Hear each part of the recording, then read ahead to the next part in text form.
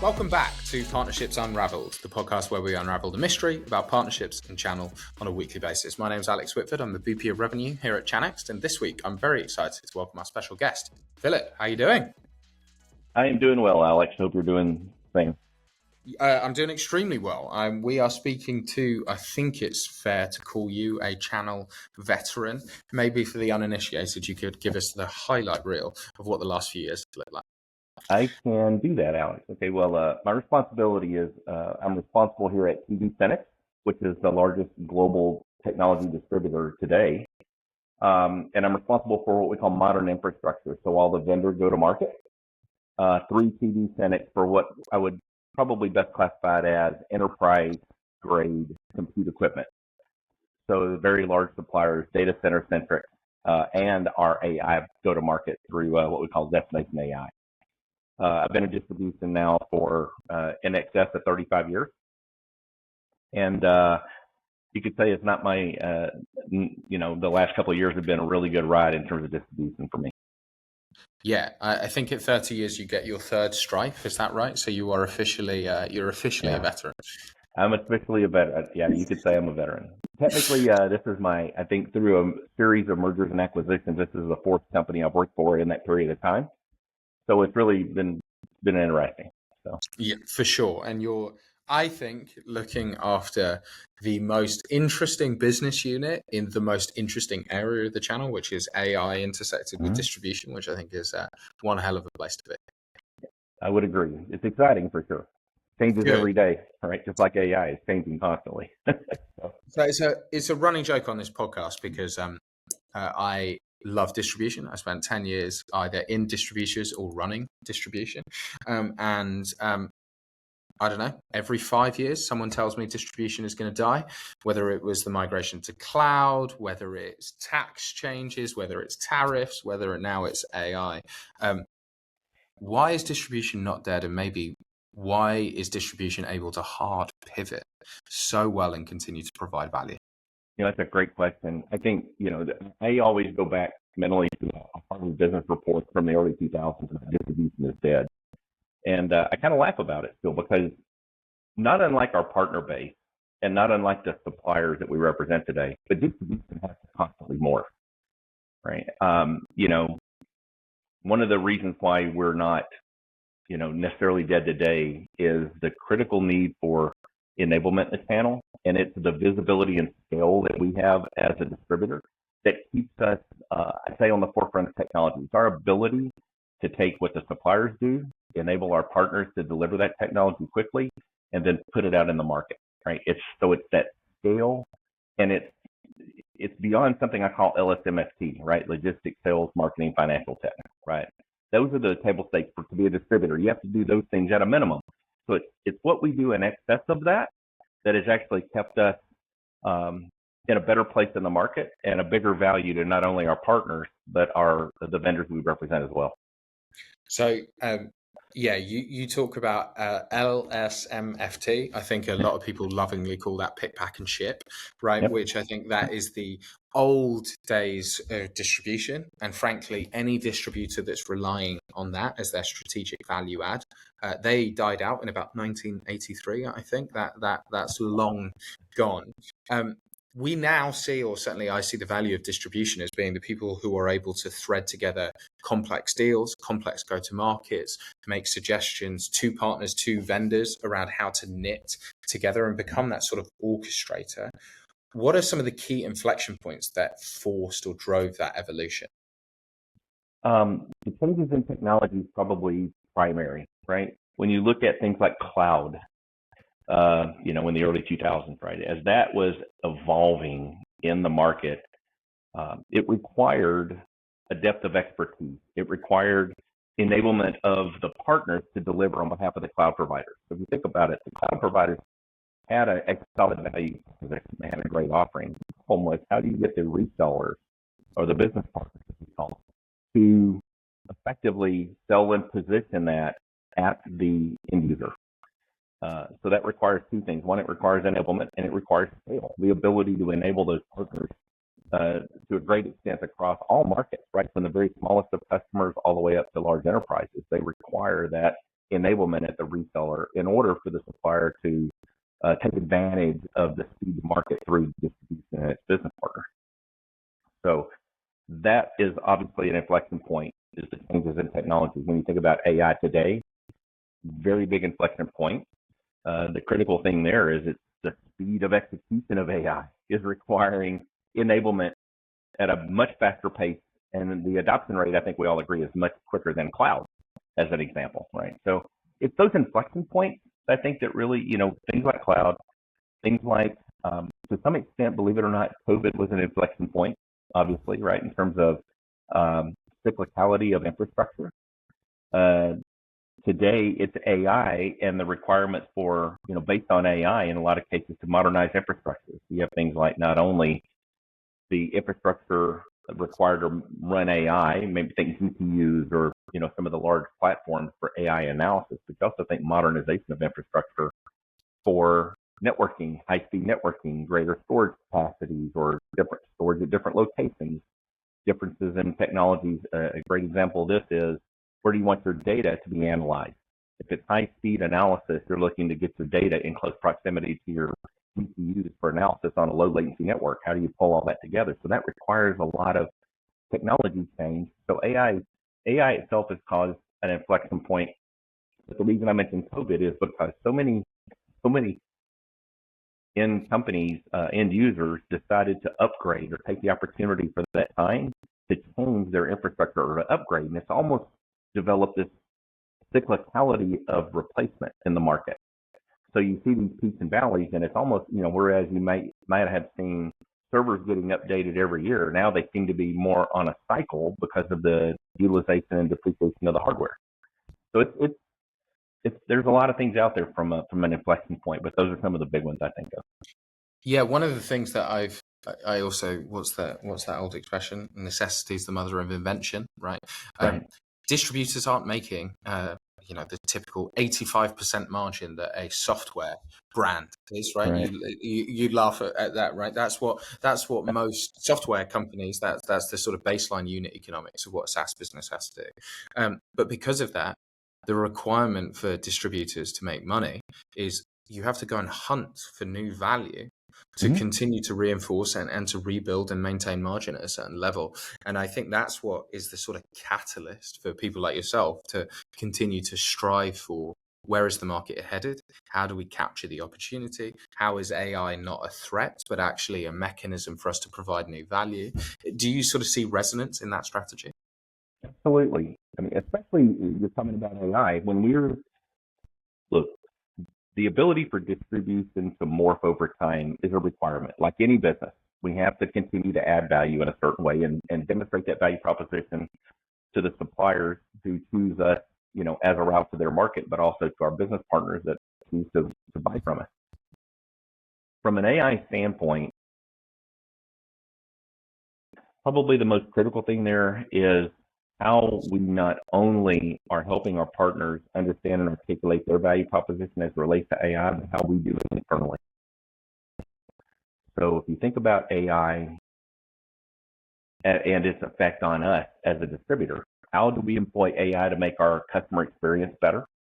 How do we leverage that AI to look at the data that we represent as our own internal data set, right? When you think about distribution as a whole, when you think about TD SYNNEX as a whole, we have a very large customer base, a very large supplier base, and we are truly multinational, if not global, if you want to technically global.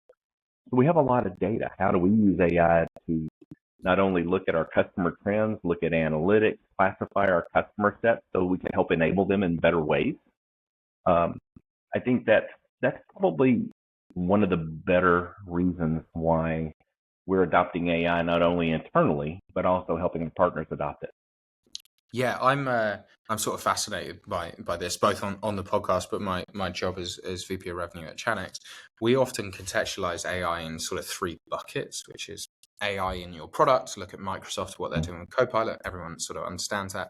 AI in your operations. How do I do my job better, faster, cheaper every single day? And then AI in the channel. But that's complicated because that is loads of disparate businesses adopting AI independently, but potentially cohesively. I speak to channel leaders all the time who go, yeah, we need AI in the channel. then they don't really have an understanding of what that actually means, or even if they do understand what that means, how to actually deploy it. I know you've got some views in terms of why TD SYNNEX and distribution in general is uniquely placed to drive that behavior.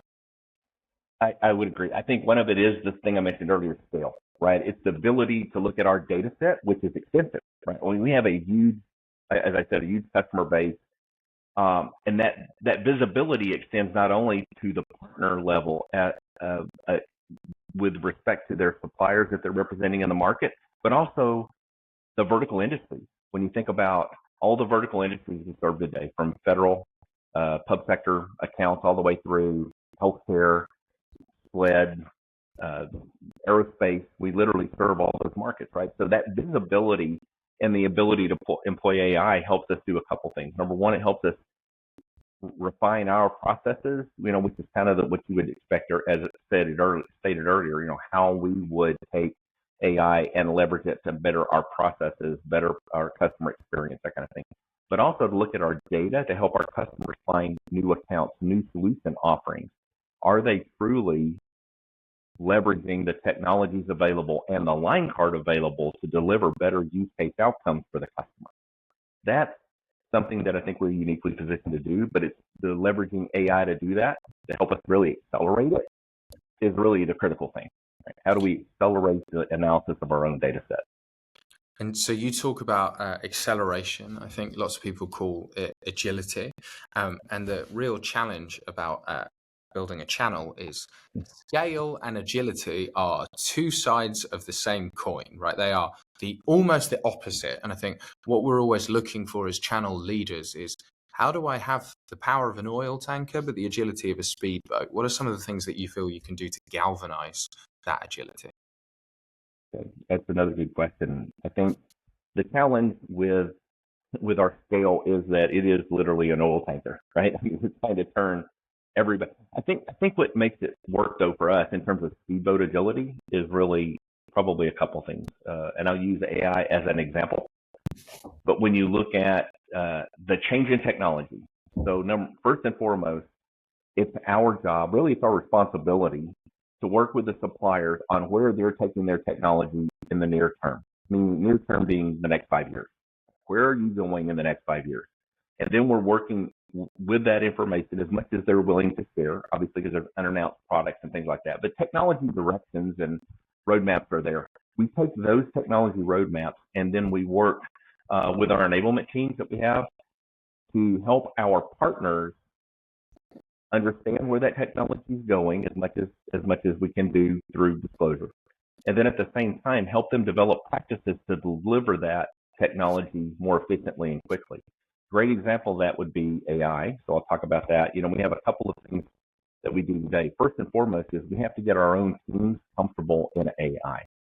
So we have a thing we implemented actually called AI Champions, where we just announced this a few weeks ago, as a matter of fact, at one of our conferences on the West Coast.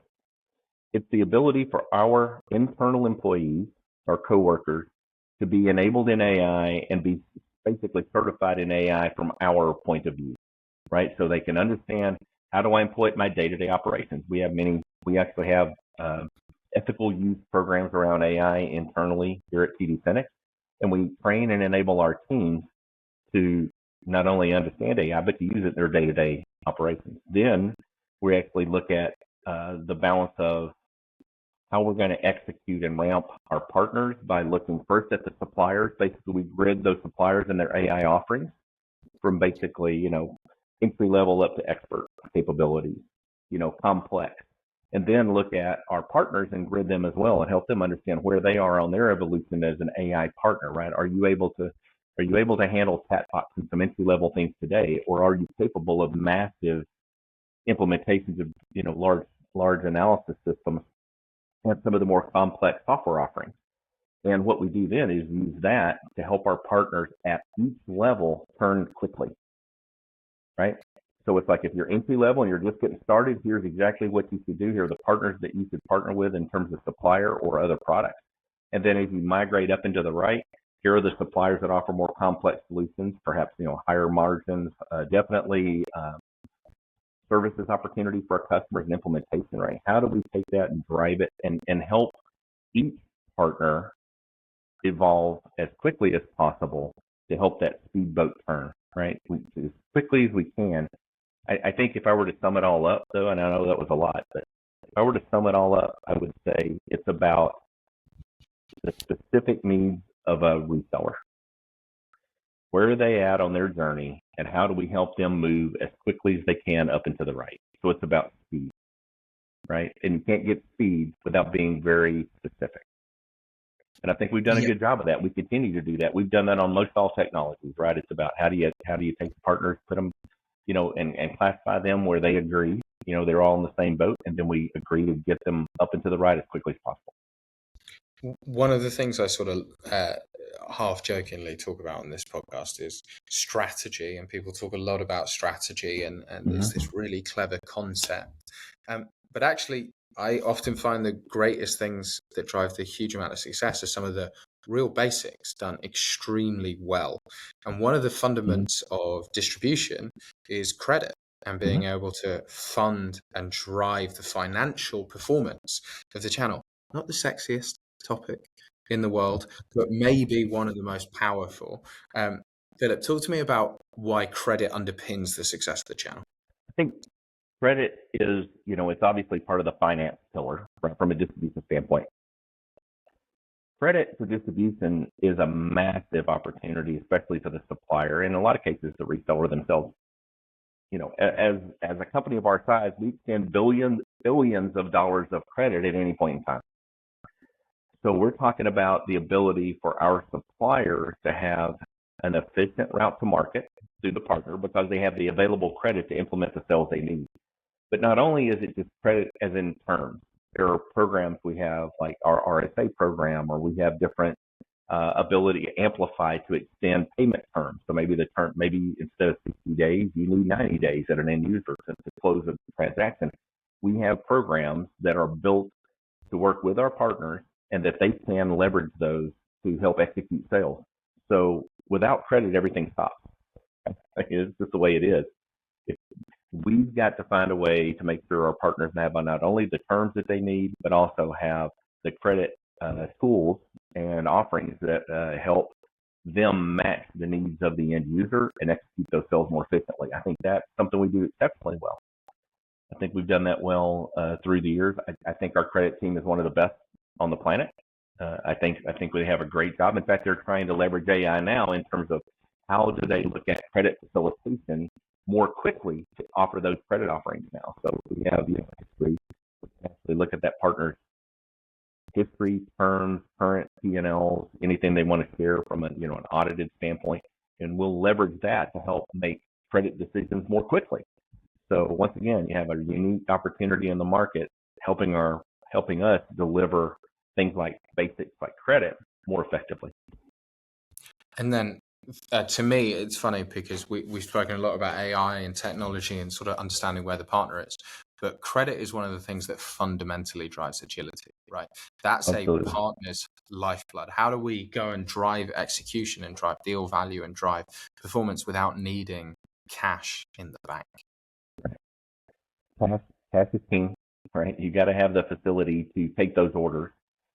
I think, as I said, we do an excellent job of that today. But of the value propositions that we offer today, if you look at the basic block and tackle, LSMFT, I think they're all equally important, but credit is one that can be the stopper, right? I mean, that's the one that could cause you a problem. I think our partners would say, that while it's been an interesting ride through the past couple of integrations, we now, as TD SYNNEX, have come to a place where we have probably the best offerings we've ever had and the best credit management teams that we've ever had in terms of getting that out there. I mean, that's the critical thing, is making sure when you get the order, the credit is available to take the deal. And that's critical, Well, that's perfect, because I've sat in distribution and I've got to end a quarter and not done my due diligence properly, and then you get there and then the order gets rejected and you sit there and go, oh no. And I found that while some people label them sales prevention officers, I found when push comes to shove, the really great ones are the ones that work out, okay, how do we get this done? What information do we need to make a decision, and proactively tackle that? And that really is the lifeblood of how you work through these opportunities. Alex, I believe we are there today, to be honest with you. You just encapsulated exactly what I'm talking about, right? We have a really good team. They're no longer the sales, the impediment, right? Yeah. They're actually the ones helping us facilitate the deals. I mean, we've had a program, if I may, for years, we call RSA, Receivable Services Addendum, which is where, okay, say I'm a partner with a $5 million line of credit. That's great. I can transact a lot of business on $5 million of credit. However, I knock down a deal that's $15 million. Okay, maybe my finances aren't in the state for a $15 million transaction. And even if they are, does that mean I'm basically out of my daily business until that particular receivable is paid?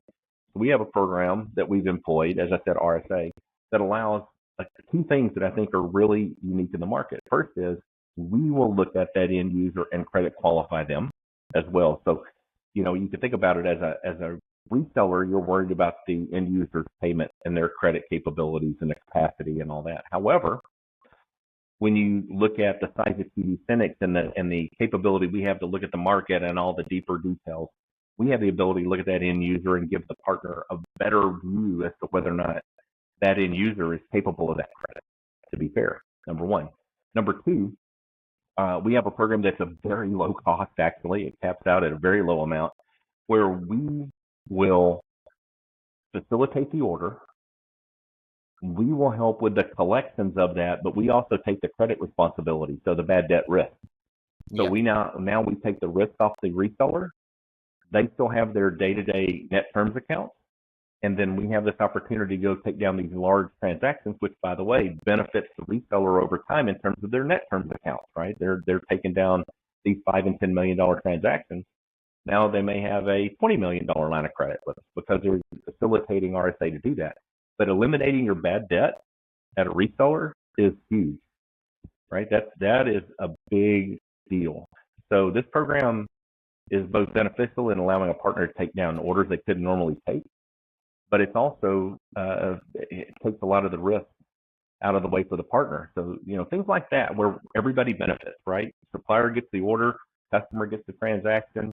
They don't have to worry about the bad debt, as long as they're following through on everything they're required to do, implementation services and so forth. Everybody wins, right? So it's about bringing products to market that are unique that'll help our partners grow quickly. And that's a great example of one right there.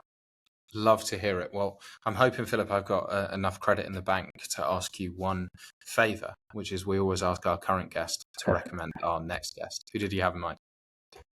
I think I would like to recommend a gentleman by the name of Nick Rogers. So Nick's the VP of Ecosystem for IBM Americas, based out of Atlanta, Georgia. Nick's a great guy. He's got a lot of experience in the channel, has run various components of IBM's go-to-market offerings like Power and various other portfolios inside IBM.